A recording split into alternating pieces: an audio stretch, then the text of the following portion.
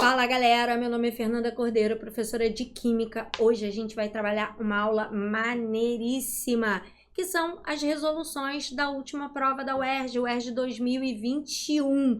Eu vou colocar a vinheta, mas você vem comigo que a gente vai quebrar tudo, tá bom? Vinheta, roda!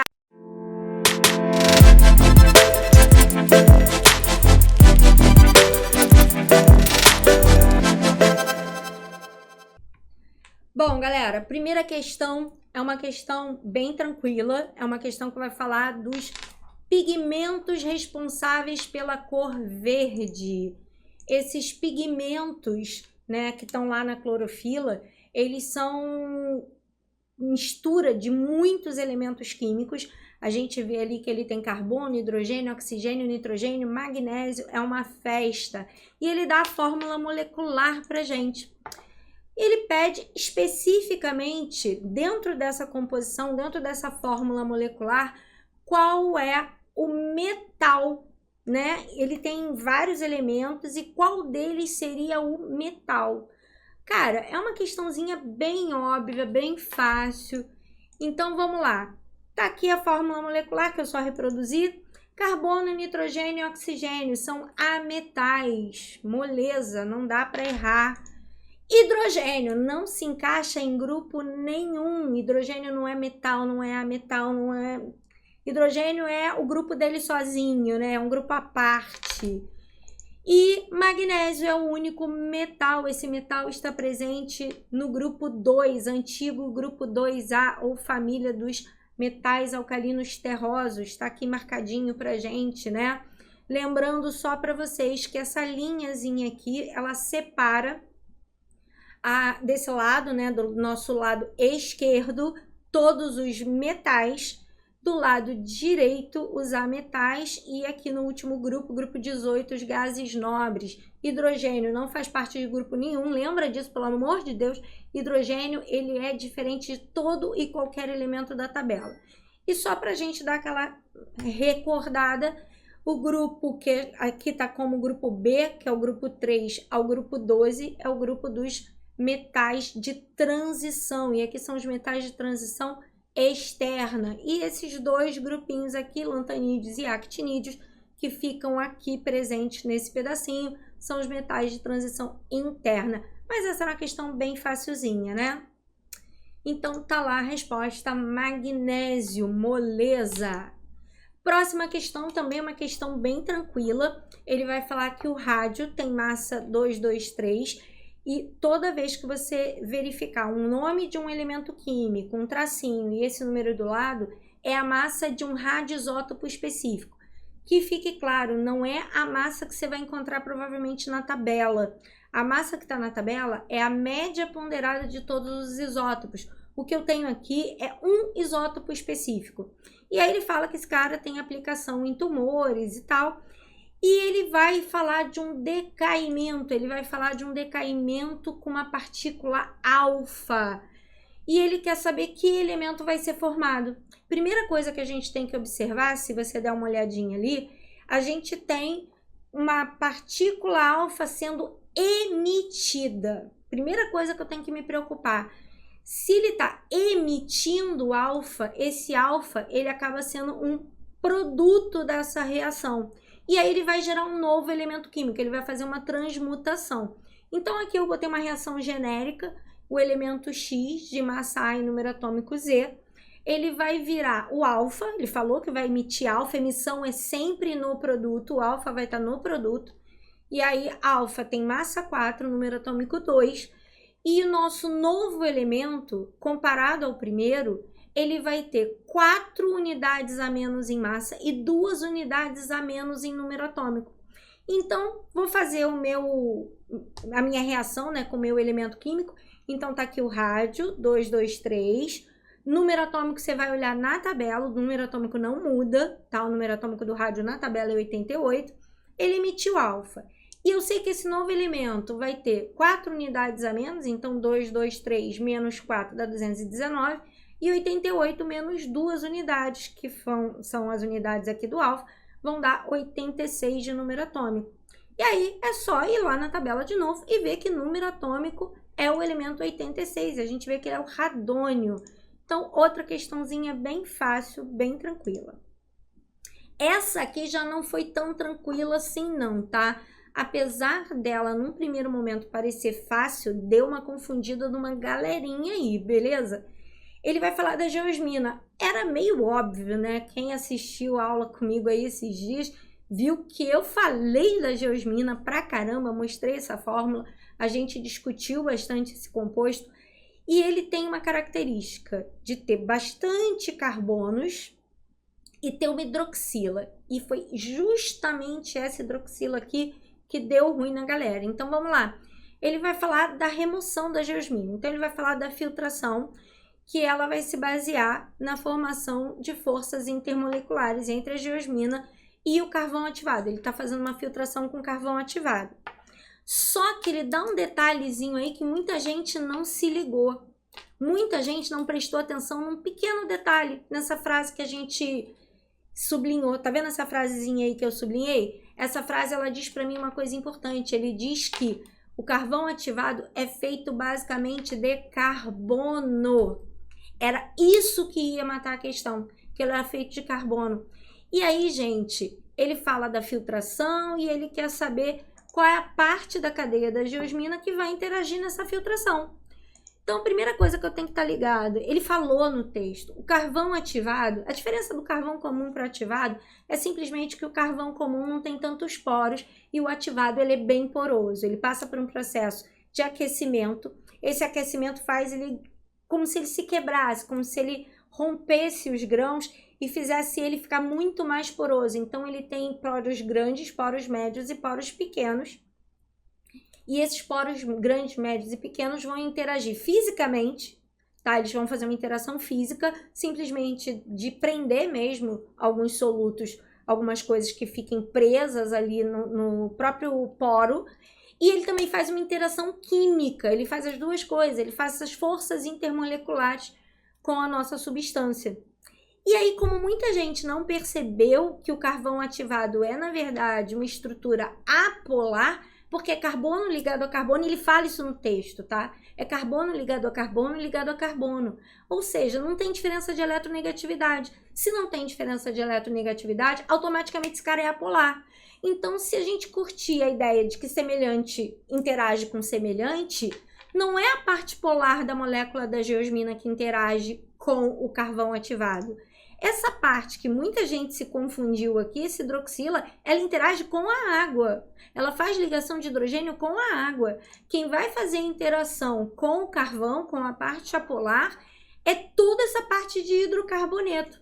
Então, a resposta é a parte apolar. Muita gente deu bobeira, porque olhou para a hidroxila, não leu o texto, e foi a hidroxila, ligação de hidrogênio e tal. Só que a hidroxila interage com a água e ele foi bem claro.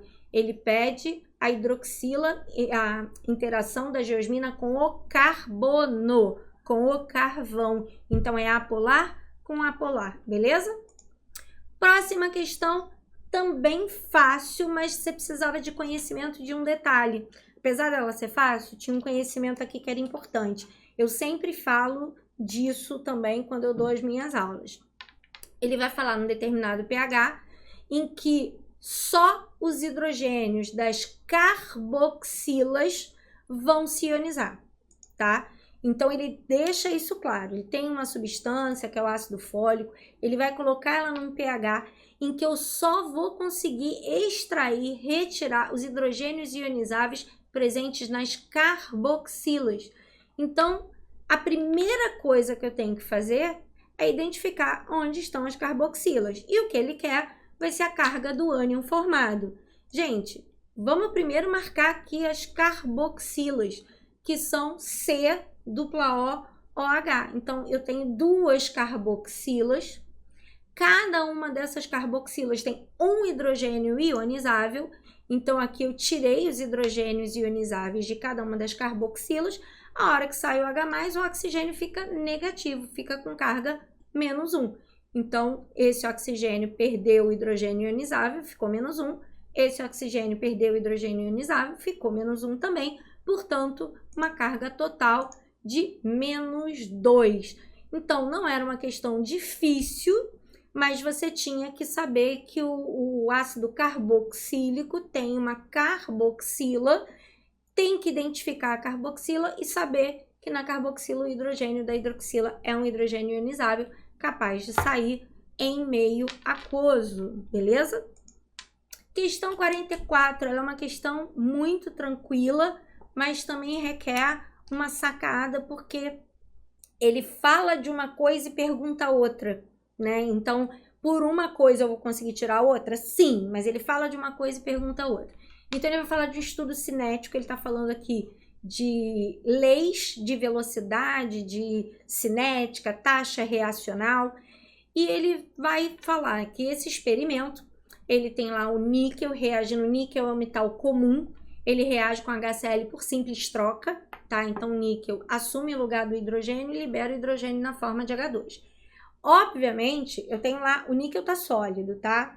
Então, não adianta a gente tentar mexer na velocidade quando eu tenho um sólido. O que eu posso fazer para mexer na velocidade ali seria mexer na temperatura, que o sistema fala, né, de mexer em temperatura, ele dá o gráfico para mim falando de temperatura.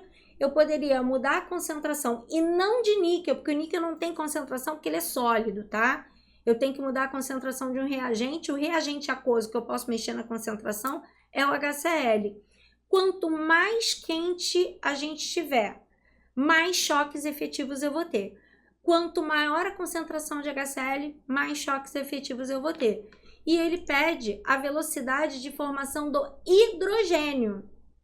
Então, ele passa o tempo todo falando de uma solução de ácido, porque o gráfico que ele me dá aqui é a concentração do ácido clorídrico, e pergunta a velocidade de formação do hidrogênio. Primeira coisa que eu vou observar é que a proporção aqui é 2:1, mas, de qualquer maneira, quanto mais ácido eu coloco, mais hidrogênio eu formo. Então, eu posso sim fazer a proporção entre eles, fazer uma análise, e ele quer uma análise qualitativa e não quantitativa. Então, fica bem fácil. Observa o seguinte, quero maior velocidade? Eu preciso ter mais choques efetivos. Como é que eu vou ter mais choques efetivos? Aumentando a concentração de um reagente, de novo, níquel não pode, porque ele é sólido, ou aumentando a temperatura, ou fazendo as duas coisas ao mesmo tempo. E foi exatamente o que ele fez aqui. Ele aumentou o número de choques efetivos, como? Fazendo aqui um aumento da concentração de HCl e aumentando a temperatura. Então, você vê aqui aumento da concentração, aumento de temperatura, portanto, eu vou ter mais reagente, mais choques e mais H2, tá? Então, por isso que é o X. Maior temperatura e maior concentração de HCl. Próxima questão, penúltima, quase acabando, é a clássica, né, galera? Não dá para ter uma prova de química sem estequiometria e soluções, porque isso não é prova. Ou um, ou outro, ou os dois. Então, ele aqui dá uma reação lindamente balanceada, não vai precisar balancear. E ele fala de um processo industrial onde ele coloca 254 kg de I2, 80 kg de N2H4, e ele vai fazer o completo uso do reagente limitante. Então, ele já está te dizendo que tem um reagente que é limitante. Vou te dar uma dica. Nesse caso aqui, ele afirmou para você que tem. Nem sempre ele vai afirmar, não. Fê, como é que eu vou saber que tinha um reagente limitante? Ele deu dado de 2 reagentes e está perguntando alguma coisa do produto, ou está perguntando quanto de reagente não foi consumido, que foi inclusive o caso dessa questão, né? Ele quer saber quanto de reagente não foi usado, mas ele poderia também ter feito uma pergunta sobre produto, tá? Daria mais ou menos a mesma coisa. Eu tenho que identificar dados 2 reagentes, eu tenho dados aqui do primeiro reagente e dado do segundo reagente. Um deles é muito provável que esteja em excesso. Fê, sempre vai estar em excesso? Acredite, não. Eu já peguei questões que ele dava dado de 2 reagentes, eles estavam estequiométricos, tá? Mas aqui ele está afirmando que um deles está em excesso. Então, vamos lá. Proporção, só coloquei a proporção molar entre eles. Então, eu estou indicando que 2 mols de iodo reagem com mol de N2H4. Como ele trabalha em massa, massa aqui e massa aqui, eu vou transformar o mol para massa molar. Então, aqui 2 vezes cada iodo é 152, perdão. Então, eu tenho 254 de massa molar, como são 2 iodos, 2 vezes 254. Aqui, a massa 14 vezes 2, mais 1 vezes 4, isso aqui vai dar 32. Então, eu tenho que 2 mol de 2 vezes 254, estão para 32 gramas. Essa é a proporção molar. É a mesma linha. Essa linha e essa linha são iguaizinhas. A única coisa que eu fiz aqui foi passar de mol para massa molar. Dado do problema, passei para grama para ficar mais fácil. Então, ele me deu 254 quilos e 80 quilos. Eu passei para grama para ficar mais fácil de raciocinar. Observa que daqui para cá eu fiz uma multiplicação por 500. Daqui para cá eu fiz uma multiplicação por 2.500. Multiplicar por 2.500 é muito mais do que multiplicar por 500. Portanto, eu achei o meu reagente limitante e achei o reagente que está em excesso. O limitante sempre vai ser a proporção mais baixa, nunca mais alta. Então, sempre que você fizer essa análise, trabalha com a proporção menor. A proporção mais baixa sempre vai te dar o limitante. Então, já achei o limitante, eu sei que o limitante foi totalmente consumido. Ele fala isso no texto. Bom, e agora, como é que eu vou achar o quanto não foi usado? Gente, se é proporcional, a quantidade de vezes que eu multipliquei o limitante é o que eu vou ter que multiplicar todo o resto da reação. Porque lembra da lei de Proust? A lei de Proust diz que as coisas são proporcionais, não são? Então, se a proporção menor é a que vale, eu deveria ter multiplicado toda a reação por 500. O que eu vou fazer aqui é só multiplicar por 500. Então, olha só, peguei 32, que é a massa molar do reagente que está em excesso, multipliquei por 500. Isso indica quanto que eu vou consumir. Eu simplesmente mantive a proporção do limitante. Então, se no limitante eu multipliquei por 500, aqui eu também vou multiplicar por 500. Então, 32 vezes 500 dá 16.000 gramas de reagente que foram consumidos. Só que eu coloquei mais do que isso. Eu coloquei 80.000. Então, 16.000 para 80.000, fiz uma continha aqui de 80.000 menos 16.000 e encontro 64.000. Como ele quer em quilo, eu jogo isso aqui para 64 quilos. E aí, chego na minha respostinha. Essa conta estava fácil. Fê, como é que você fez para achar esse 500, esse 2.500? O que você usou? Eu peguei o número grande e dividi pelo número pequeno. Peguei esse número 254.000 aqui e dividi por 2 vezes 254. Se você pegar o número grande e dividir pelo número pequeno, você descobre qual foi a proporção que foi usada. Então, daqui para cá, multiplicação por 500. Fiz a mesma coisa aqui, peguei o número grande, 80.000, e fiz a divisão por 32 e achei 2.500. E aí a gente consegue identificar a menor proporção, beleza? Para acabar, fechando questãozinha 46, ele vai falar do íon fenolato, que é produzido a partir da ionização do fenol. Então, ele fala que houve uma dissolução completa de 0,01 mol de fenol, completando 1 litro de solução. Repara que eu falei isso hoje, repara que ele não falou que colocou 1 litro d'água, ele completou com água até formar 1 litro de solução, que são duas coisas diferentes, tá? Aí ele vai falar que a constante de acidez é 10 a menos 10. Já tô te dando aqui o bizu. 10 a menos 10 de constante significa que esse cara tem uma acidez baixa. Se a gente parar para pensar, compostos orgânicos, de modo geral, já têm uma acidez baixa. Até os próprios ácidos orgânicos, com algumas exceções, eles já têm uma acidez baixa. O fenol costuma ser menos ácido do que o ácido carboxílico. E isso está realmente refletido aqui nesse 10 a menos 10, ou seja, a acidez desse cara é bem baixinha.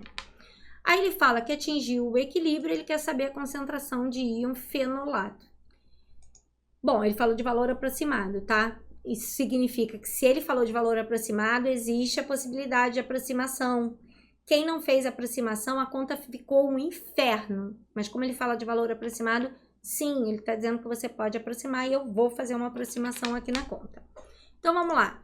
Fenol quando ele perde o hidrogênio, sabe aquela coisa de ácido sulfúrico vira sulfato, ácido carboxílico vira carboxilato, fenol vira fenolato. Então, é esse o íon que a gente quer saber, o íon fenolato, tá bom? Bom, como eu falei, 10 a menos 10 indica acidez baixa, essa é a reação que a gente precisa. Vou fazer o famigerado quadrinho, essa questão não é muito simples não, tá? Ela tem um nível um pouquinho mais elevado que as anteriores.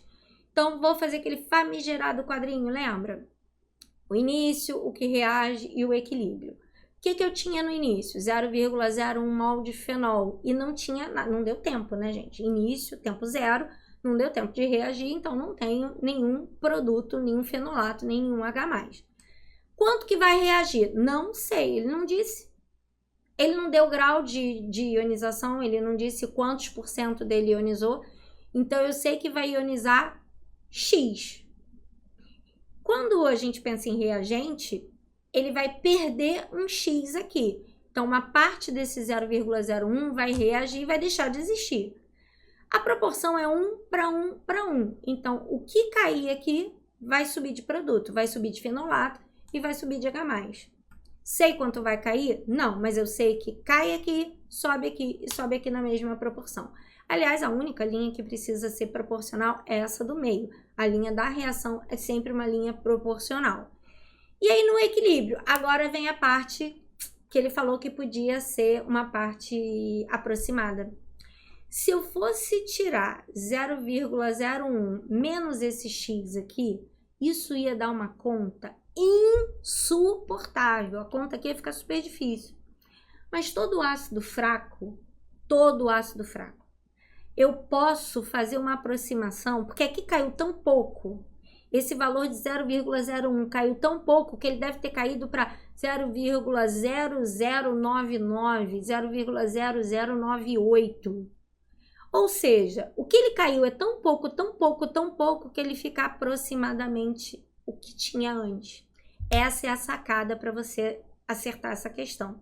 Então, ele tinha 0,01, caiu alguma coisa que eu não sei quanto é, mas a concentração final ficou praticamente a mesma. Mas aqui não tinha nada, tinha zero de fenolato, 0 de H+. Então, qualquer coisa que produzir é alguma coisa. Então, aqui a gente vai considerar o X, porque tinha 0 e alguma coisa é melhor que nenhuma coisa. Aqui, o que caiu é tão pouco, que eu vou manter o arredondamento. Aí, se você matar isso, agora fica fácil. Por quê? A constante produto sobre reagente, então, fenolato e H+, concentrações molares, elevado a seus coeficientes, mas os coeficientes aqui são 1, né? Tudo 1 sobre o fenol. Então, produtos sobre reagentes, fiz a substituição do K, esses dois valores são iguais, então x ao quadrado. Esse valor aqui, botei em notação científica para ficar mais fácil, 0,01 é 10 a menos 2. E aí, só jogo esse cara para cá, 10 a menos 2 com 10 a menos 10 dá 10 a menos 12. E aí, raiz quadrada disso é 10 a menos 6. Então, matei a nossa resposta, 10 a menos 6, galera. E aí, vou de novo, assim, dar aquela chamada de atenção, tá? Ele fala de aproximadamente, então não esquece disso, por favor. Bom, amores, era isso. Eu acho que a gente pôde aproveitar bastante dessa aula. As questões foram muito bem elaboradas. Eu gostei bastante dessas questões. E eu espero ver vocês aqui em breve. Vou morrer de saudade de vocês. Vem com a gente. A gente tem muita coisa boa ainda pra vocês, tá bom? Beijo, fui!